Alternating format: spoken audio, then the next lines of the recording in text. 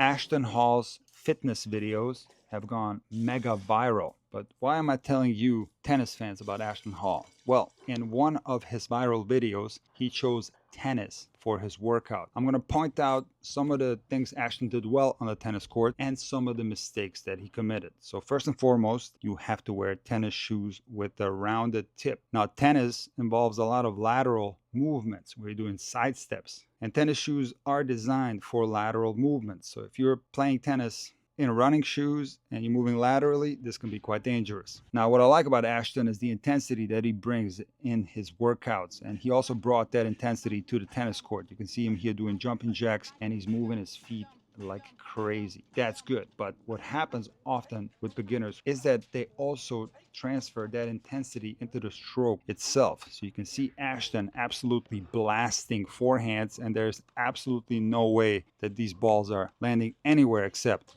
the back fence. So it's super important for beginners to start hitting the ball very gently. You want to develop feel for the ball first and power much later. And you do that in a very gradual process. So what I do with beginners is I start them at the contact point. Because if players take a backswing on the forehand, they lose that connection to the ball. So starting at the contact is a much stronger connection to the ball, and it's a lot easier to make clean contact. So when my beginners start from the contact and finish the stroke, they on day one start getting the ball in the desired location, and they have a real chance to start rallying back and forth on day one. And then, of course, as the beginner starts to get more comfortable, you gradually start backing up in the court, and you eventually end up on the baseline where you start introducing more of a backswing. Now, another common mistake that a lot of beginners commit is that they are completely sideways and they swing with the arm in isolation. So what I do with my beginners, I start them open, because right off the bat, they'll learn